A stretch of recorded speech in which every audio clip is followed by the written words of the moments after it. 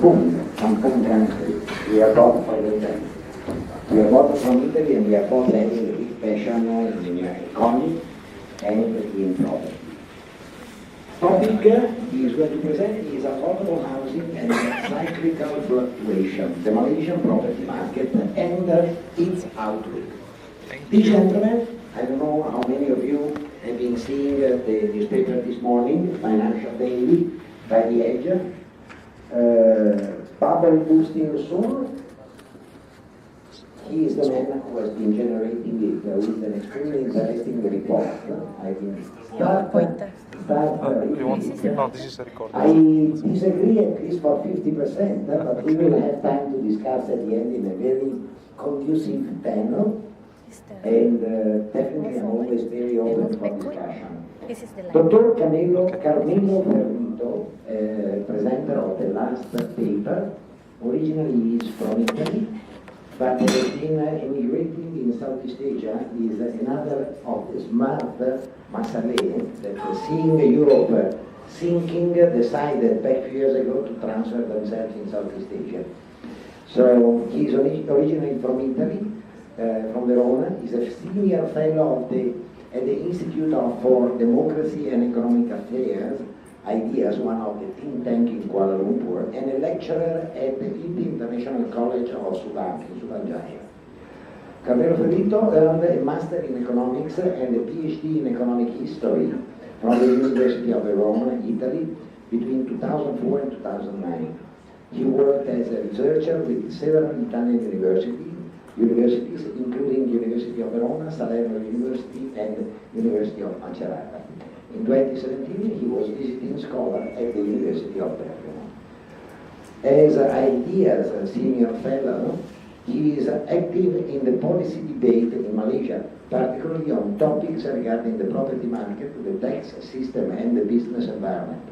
His opinions were reported by several magazines and newspapers, such as the Financial Times, Free Malaysia Today, The Edge, and the Malaysian Reserve.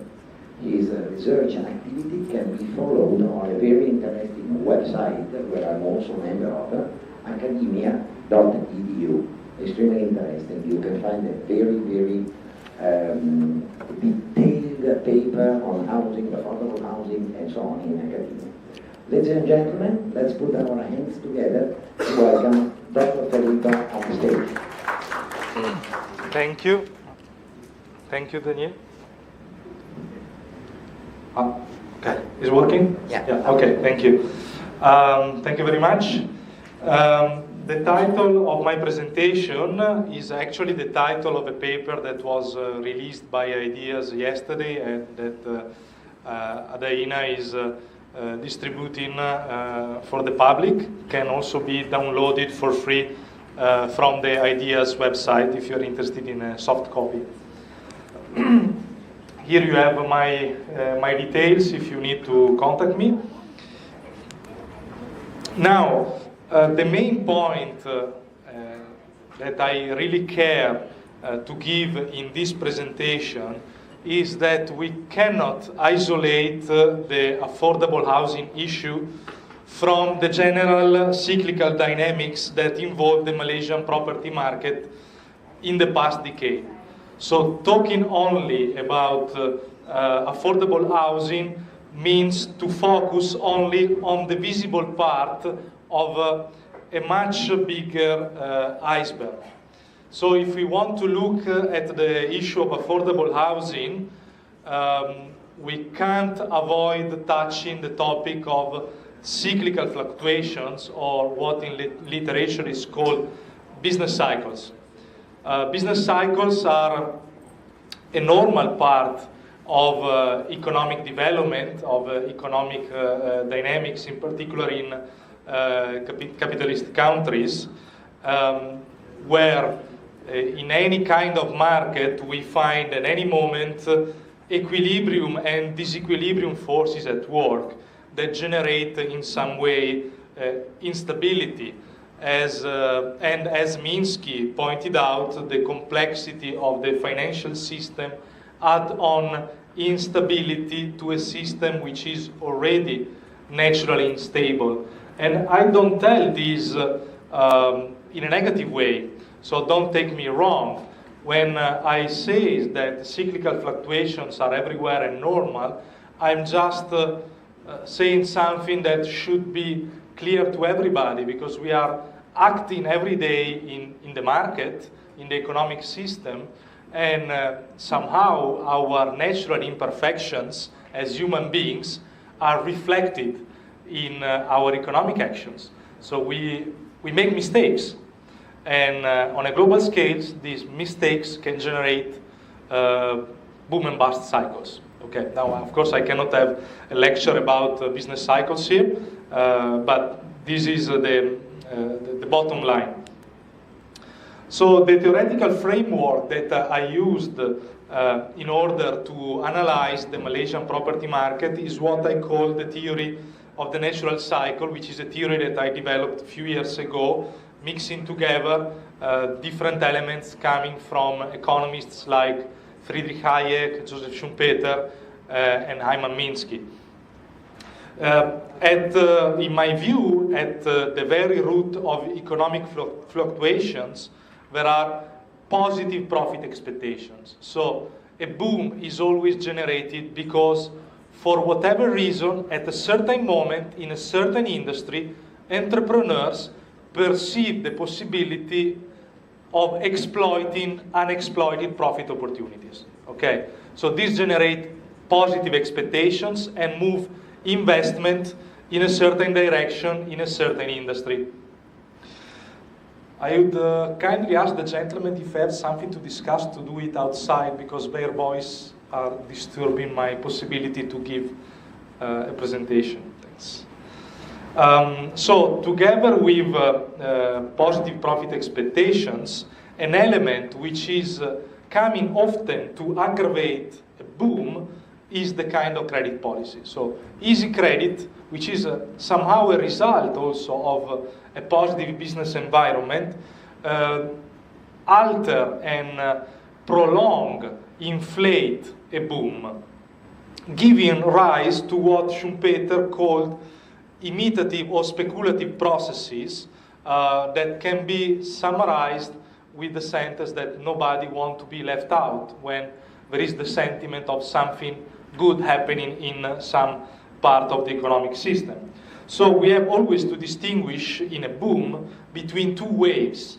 The primary wave, that is the one ignited by positive profit expectation, and the secondary one, which is mainly a speculative or imitative wave supported by easy credit. A thing that needs to be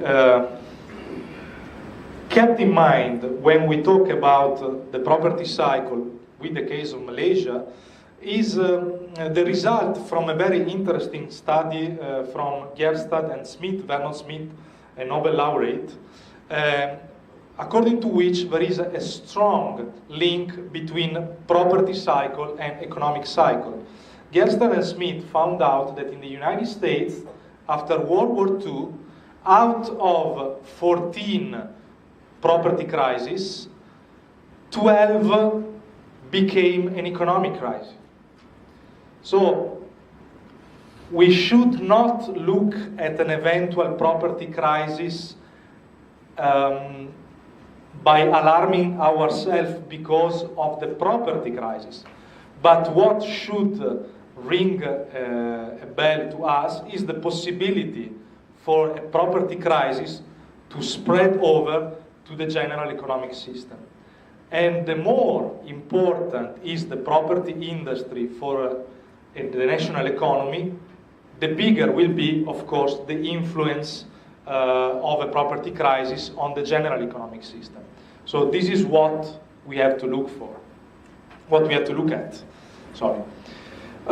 So looking at the data that you can find in the paper that was distributed, we can find out that actually the positive moment in the property market started already in 1997 after the crisis here, but accelerated very much after 2007. While a sort of inversion in the trend can be seen both from the transaction volume and value from 2015. My view that positive profit expectations generated the cycles, the property cycle, is supported by the fact that I found a positive correlation between the business confidence index, that can be taken as a proxy of expectations, in the years between 1998 and 2016. Of course, there are two big exceptions, 2001 and 2008, which are both years characterized worldwide by economic crisis.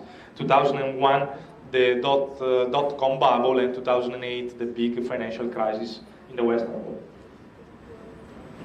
My studies show that the peak of the cycle was already reached looking at the volume of transaction between 2011 and 2012.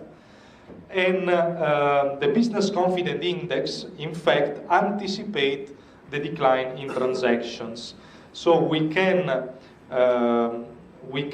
find that the business confidence index start to deteriorate before the property market did.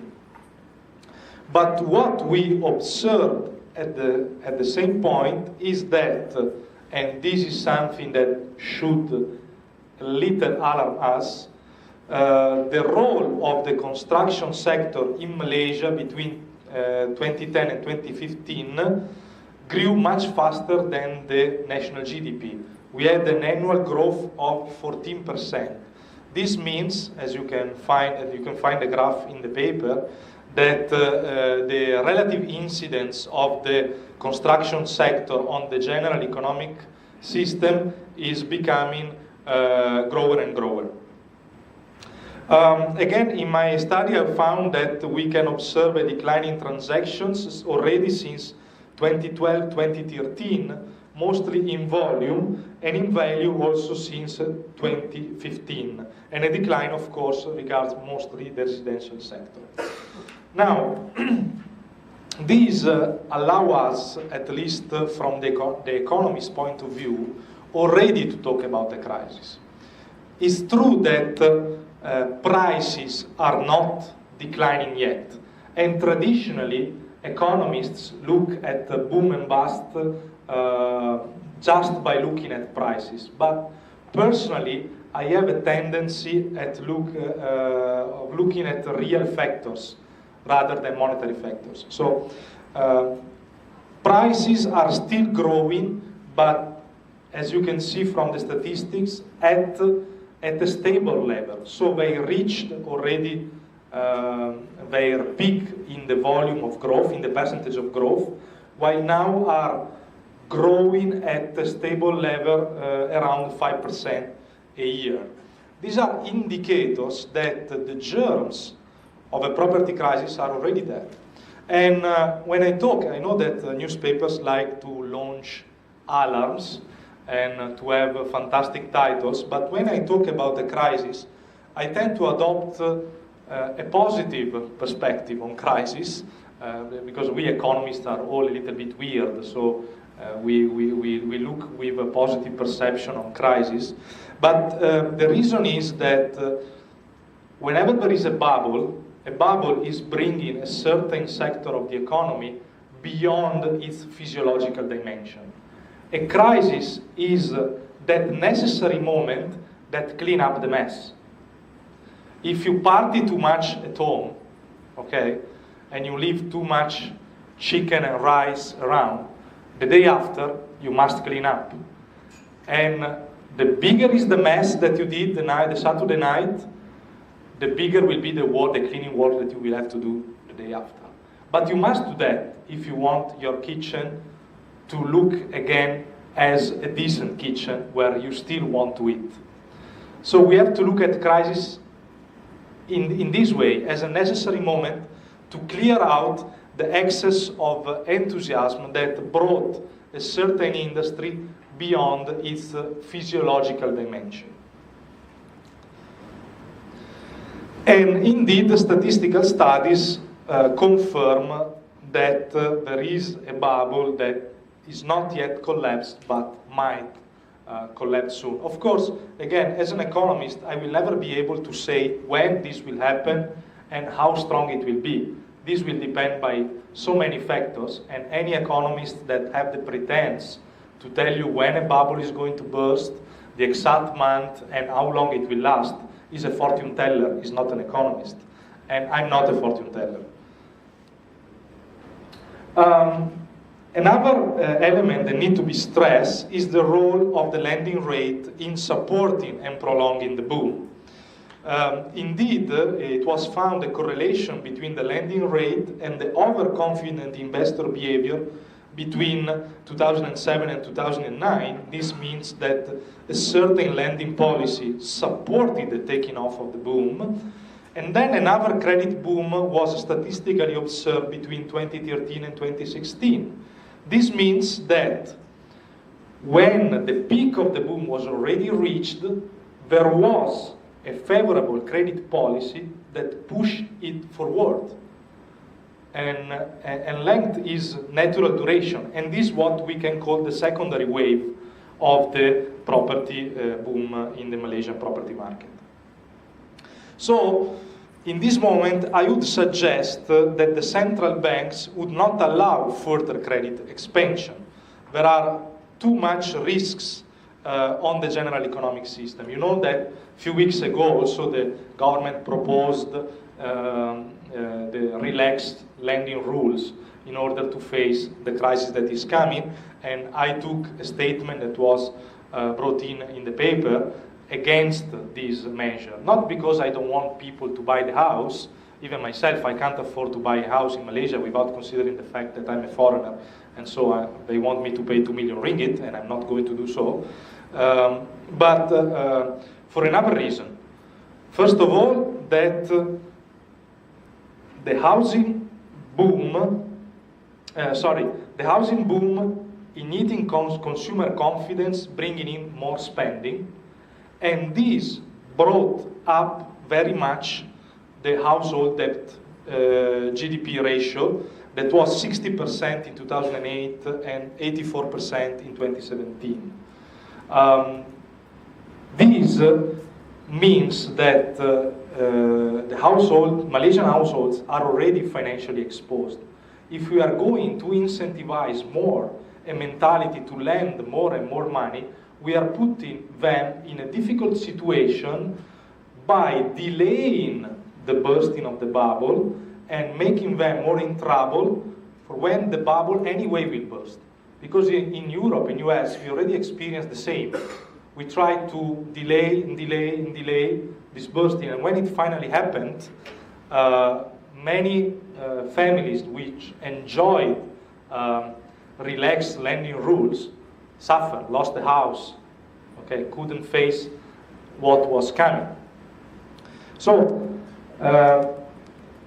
later we will see about what to do with the bubble that is about to come. But first we have to finish the analysis of the property market, and the last part will be on the affordable housing market. First of all, many people blame investors, constructors, developers, because they invested in the high-end sector. My research found out that those investments that started to happen in the high-end sector in 2007 were not unjustified. Quite the contrary. At that time, the demand dynamic suggested that profit opportunities were exactly in the high-end market. So the entrepreneurs are not stupid. Entrepreneurs leave the market. So when they make choices, they make usually because they expect return from that. And usually they are right, at least for a certain extent of time. And in fact, the number of transactions above $500,000 ringgit that was only 5% in 2007 was 15% in 2016. So it means that that segment of the market was indeed growing, and what was growing at a faster pace when compared to the affordable housing market. Of course, it's still true that there is a high demand for properties below 250,000, and the transaction below this limit are still 75% of the total. Now, we can say that the high number of unsold units is on the high-end sector is explained by our theoretical model, because the secondary wave of investment happened too fast in order to be absorbed smoothly by the market. So at the beginning, there was demand for these high-end properties, okay? But at a certain point, of course, that kind of market became saturated. But the investment, overexcited by profit expectation and supported by a certain credit policy, happened too fast in order for that kind of result to be absorbed by the market in a smoother way. So, and in this way, we can also open the discussion on why we have instead an undersupply of affordable housing. And I believe that we have to find two justifications. One is an endogenous one and regards the property cycle dynamic. So the boom, the bubble happened into the high-end sector, and of course, imitators, speculators, people that look at the market, thought that that kind of high return possibility could have lasted for longer time or forever. So it is natural that it is a certain segment that get overheated, and therefore developers didn't invest in the affordable housing sector. However, there is another reason that is an exogenous reason, and I believe being the government action crowding out private initiative. Also on this, I had occasion in the past to comment with the press. We have mentioned this morning, we have 20 government agencies operational in the affordable housing market. There is no way for a private developer to desire to go in competition with them. So now we need a restructuring of the capital structure. Rising profit opportunities are happening in the affordable housing market. There is the possibility to invest there and limit the damage coming from an eventual crisis. And this is possible only if the government steps back from the direct intervention. Luckily, the people from the government that were here this morning already left. Or luckily for me, so I will not be jailed. So now, from the policy perspective, what I'm going to suggest. First of all, as Daniele said this morning, let the bubble burst. You want cheaper houses? This is the best way to get it. This is the price dynamics in US and Spain between 1997 and 2010. You can see that is only the crisis when bursted after 2007 that allowed the prices to go down in a very radical way. Even prices went back almost at the level of 10, 15 years before. So you want cheaper houses, let the bubble burst. This is the best way. Second, again, restrain from credit support. This will only prolong the bubble and put at risk the financial solvency of buyers in a country where people have already a very high financial exposure. They need to learn more how to save, not how to spend and borrow more. We have to be very tight on strict down payment rules. Sooner or later, the public policy will have to target homeowners' negative equity, when homeowners will not be able to face the cost of borrowing. A suggestion that I give as a general consideration for supporting the economic system is to shift from income to consumption tax. This will take us too far away from the discussion, but in general, a consumption tax like it was GST, when replacing income tax, it helps more in promoting a saving-oriented mentality, and only saving can create a sound basis for sound investment.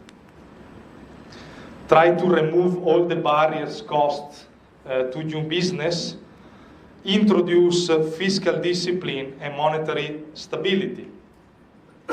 Another suggestion, maybe looking at my personal condition, is like also was suggested this morning, try to ease the regulation for foreigners. I understand the concern from government. They are afraid that rich people from China come here, buy a lot of properties and keep high the price. But we can discriminate between foreigners.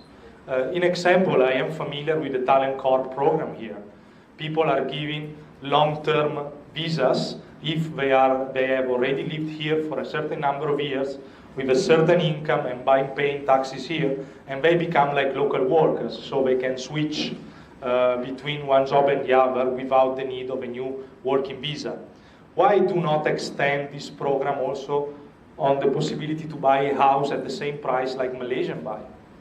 In the moment in which we have unsold properties, this will help at least to support the market, and a small clarification also need to be done. I understand that Malaysians and the government can be afraid of expatriates because in the past expatriates came here with certain packages, oil and gas, having a lot of money, so they really didn't care how much they had to spend to buy a house. But also the expat community in the last 20 years evolved. We are no more as rich as we were used to be. There are a lot of expatriates that come here as researchers or working with jobs that don't pay as much as the oil and gas market was used to pay in the past, with packages that are less generous. These people are conducting a middle class lifestyle. So why don't allow these people to enter the market as normal people without forcing them to spend 1 or 2 million ringgit? This again would support the market. Probably in the future, and this is to connect also with the previous presentation, would bring the Malaysian property market toward a cut in the chain. Now we have a market in which developers sell to future landlords, and these landlords rent out. Maybe we might imagine that developers becomes the new landlords. In order to come back, to have some return from the investment, they will be to rent out the apartments, the units, rather than selling them. So maybe this is the moment in which the property market will take a different direction as well. Like is already happening in Europe. We have, I was living before in a condominium that was owned by the developer.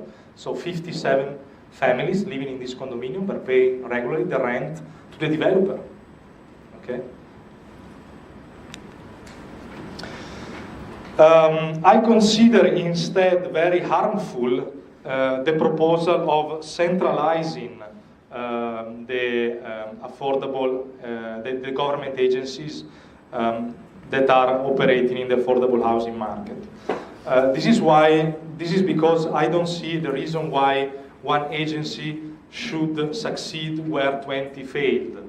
Okay, this is a very practical reason. Okay.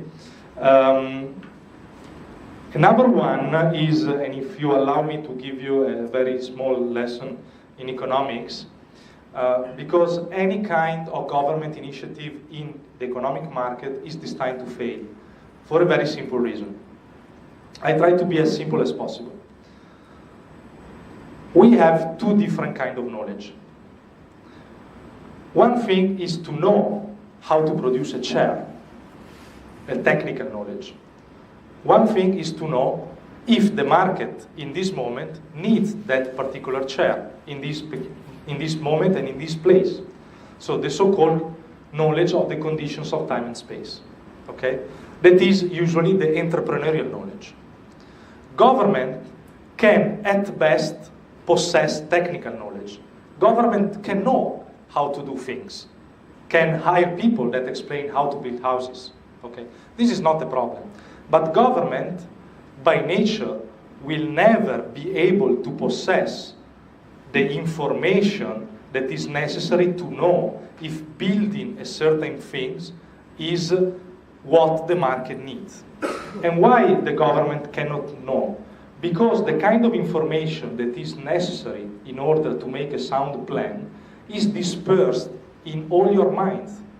All of you have a bit of information, and you exchange this information when you meet every day in the market, when you do purchase, when you spend your money in a certain way. You are communicating each other much more than what you think. But the nature of this information is that it's dispersed, fragmented, and always change. You acquire new knowledge every moment, and therefore you can change any moment your plan. But the nature of the government impedes the government to acquire this kind of knowledge. The government is not moving in the market, is not meeting people every day, cannot have access to revise the plans every moment. Once a government plan is there, it will be there for 10 years. So it is too late for them to realize when something is wrong. So the very kind of nature of knowledge that is necessary in order to implement a successful entrepreneurial plan cannot be acquired by the government. So whatever plan the government is going to do, not this government, but every kind of government, is destined to fail. So let the market do it. I suggest, therefore, the government to step back from that kind of initiative and let entrepreneurs to enter a market where in this moment everybody realizes there are unexploited profit opportunities. If the government really can't refrain from any initiative, I would suggest to do so with the way of fiscal incentives. In example, give 10 years of tax holiday during the construction time for investment in the affordable housing, or reduce tax rate for profit on affordable housing. But of course, also these kind of nudges need to be closely monitored, because we don't want another speculation that is driven by the fact that there are incentives. Okay? But this way, for sure, would be better than the direct intervention. Finally, another strong point that I recommend is to improve financial literacy among the Rakyat, explaining, first of all, the relationship between expenditure cycle and economic cycle.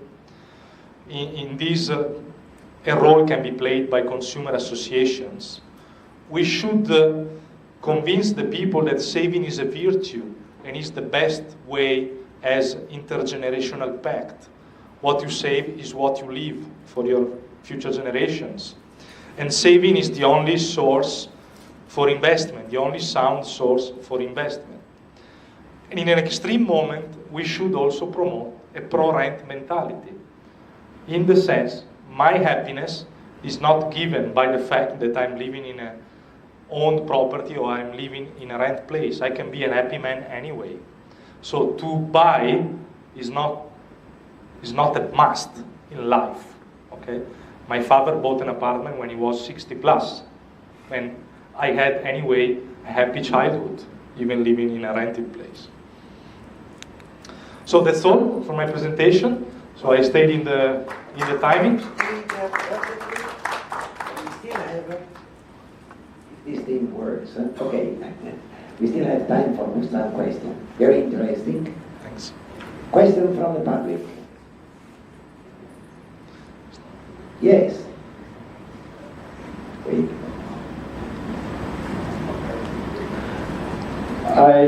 I hear what you're saying. I'm reading what you are writing. You see, in Asia, there's this culture that if you have it, then you made it. That's the problem with Asian cultures, which was actually enshrined for many, many generations. Okay, because we are made up of many different races, and it's very thick, very thick. It's only probably going to be broken by this millennial generation, which actually goes over, especially overseas, to study and come back, and they start earning their own dollars, and they see things differently because of interaction, as what you said, through international relations and those sort of things. So maybe that's one way of looking at it. Yeah, we are full of thought, but then another angle, when you say government intervention, yeah, Singapore did it quite successfully in the sense that whenever there's a economic downfall, the government goes in and make development. When that's okay, they don't go into development, they just stay back. But here it goes both ways, in the sense that when the boom is there, the government is going, because we have this one animal called government-linked companies. Yeah. So these government-linked companies is the one that's actually killing almost everybody, because they got their own set of KPIs to report back to the board, right? So until we have to stop GLC, then we're okay. Maybe, I don't know. I don't know what the other things, but but you see, GLC was born to actually create an avenue where the literates, where the previous government scholars came back from whatever they studied everywhere in the world or even in local universities as employment centers.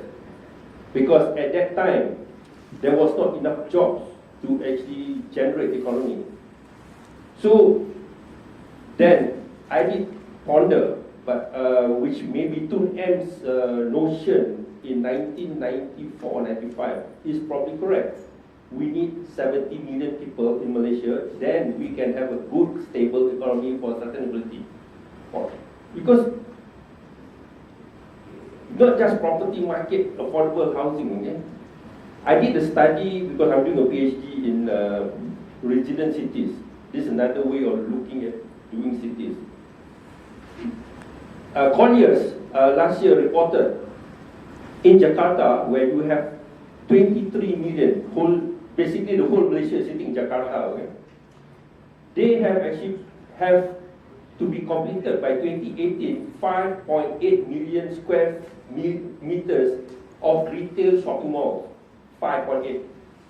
Kuala Lumpur has only 1.5 million people, with addition of KL greater to be made into 6 million people. We have 8.5 square meters of retail space in KL. So what does that show? Our population is only 1/3 of Jakarta, but we have almost 3 times the retail space. Who's going to rent? Who's going to buy? Who's going to patronage? So in my opinion, it's going to be a music chair situation where a shop in this thing will be closed and open another shopping mall and you go around. So I'm afraid about that also. So affordable housing is going to be happen that way. So because you're expecting the same of people to buy that house, because you cannot. So it is actually a very big question that I think design cannot be solved in that manner also. But I don't know. It must be a bigger intervention. Like what you say lah, maybe World War III or World War II. Can I say that in one? I start the reply, then I would like to hear yours one. Planning. It's one word. Planning. Only planning. Yes, but the main question about planning is who plans for who. Okay, so Hayek could reply to you, who plans for who? You want the one to plan for the many, or the many to plan for themselves? I'm from the many that plans for themselves. So I'm for a decentralized process of decision. We all do planning. Planning is the basic of every entrepreneurial action. You go to college, you fall in love with a girl, you start planning. How do I conquer her? This is an entrepreneurial plan. Okay, so plan. You must have a generalized guidelines for planning. The only guideline that we need is the legal framework that protects the property rights. The rest we don't need. And all the regulations that was done indeed help the situation to get worse. I agree. there is a place where I go often because I live in Subang, is Sangway Jeo. There is a place where we can do a very good espresso, so for me it's very important. But the place is basically a desert. I like to go there because it's a desert. There are no people, there are no shops. So it's enjoyable for me. So for sure we will experience a crisis there. But we have also to realize that, and this my experience with economic history give me a useful point of view. There is something in business cycles that at a certain extent we can't avoid.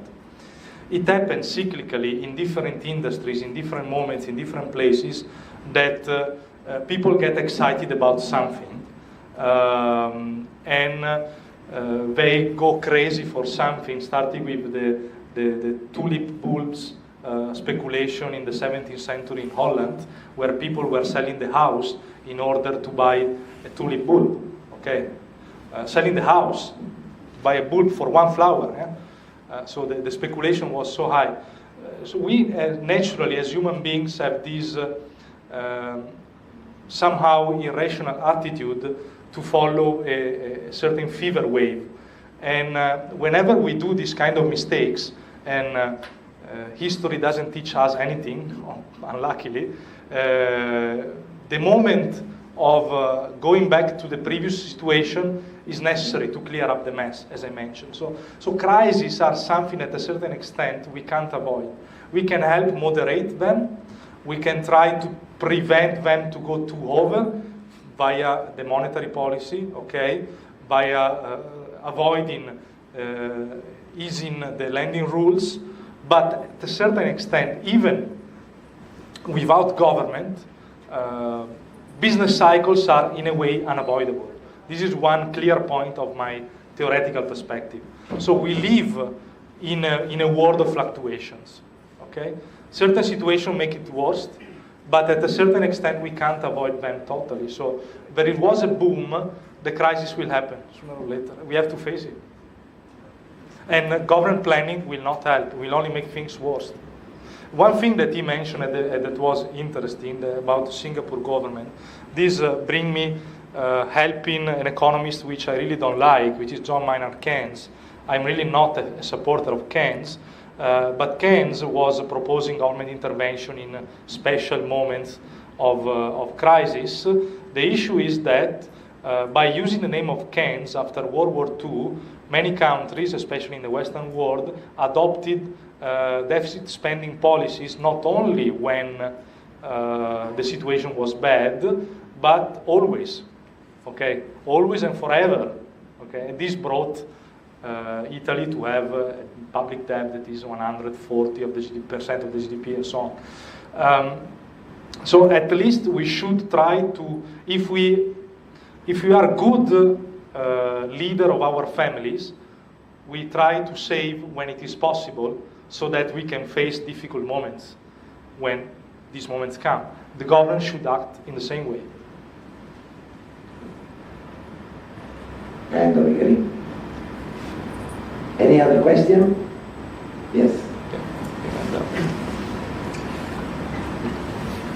I just want to know your opinion on if the current policies go on, or the current trajectory, how big of a spillover will this have on the economy as a whole? Or if, let's say, the government chooses a more extreme policy on easing credit lending, how will that affect the economy as a whole?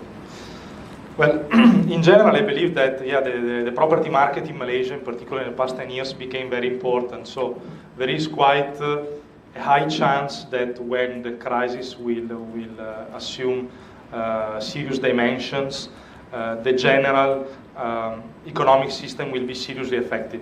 Okay, in which percentage is difficult to say. Now we are living in a moment of euphoria after the GE14. So it seems like, because people are emotional, as was said this morning, so the economic system suddenly had a rebound because people expect miracles from this government, but the fundamental of the Malaysian economic system didn't change. Malaysia is still the same. Of course, there is more optimism, and this will help, but we don't have to forget that the situation is basically still the same. The macro and micro fundamentals are still the same, and the government is not going to change them very much. If the government instead will support the property market with easing the credit policy, I believe that maybe they can go ahead for a couple of years, but at a certain point a readjustment will have to happen. Another question there.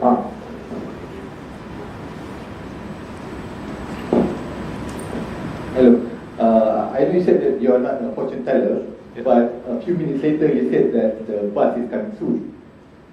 So, in how many years do you think? No, I say that we have indicators like the decline of transactions in volume and in value.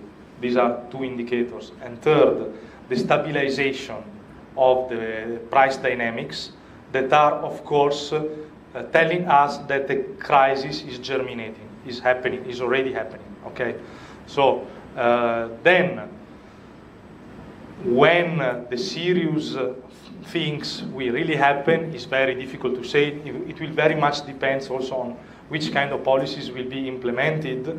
You want my 2 cents piece of advice, but don't bet in the stock exchange according to this. I believe that if nothing will happen, okay, from the government side, probably by the end of the year and beginning of next year, we will start to experience something serious. But again, don't tell this to the press. Okay. Because this is. I've been reading some very interesting analysis and forecasts from security agencies, forecasting a drop that has been happening in FDMK-LCI between May and July, and they are expecting a stabilization now and a new boom in Bursa shares by the end of the year. Personally, theory with experience, because I work in property and I have my hand around the twist of the market. I do survey, I discuss with the government agencies and private developers. Bubble boosting, definitely yes, high-end sector. There is no euphoria in the market because the property market has been iced extremely soft for the last 24, 36 months already. I didn't see that dramatic inflow and dramatic outflow of speculators that are normally the effects that are the need of a burst of the bubble. High-end, yes.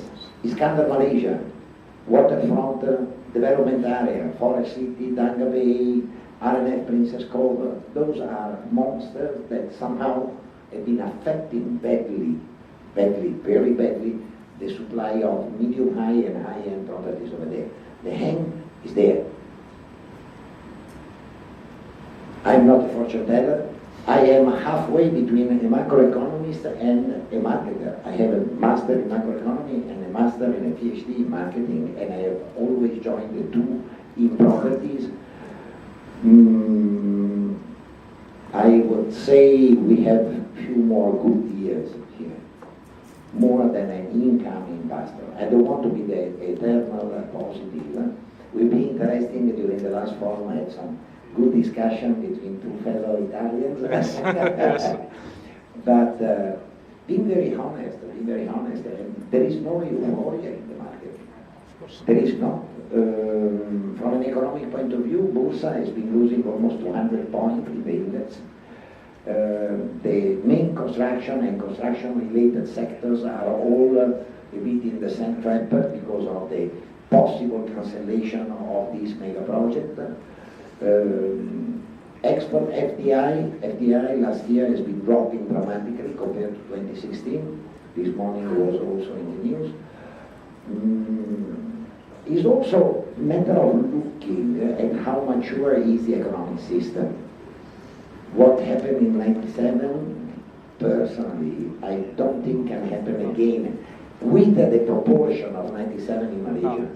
We have too many firewall that have been placed in position by Bank Negara, by the government, by the authorities to avoid that type of massive destruction that the burst or an economic crisis might be bringing into an economy. But we should refrain from saying these kind of things, because just, I think, 1 or 2 years before the big bursting of the bubble in Europe, Paul Krugman, which is another Nobel laureate, I think, said, "Oh, nothing serious is going to happen."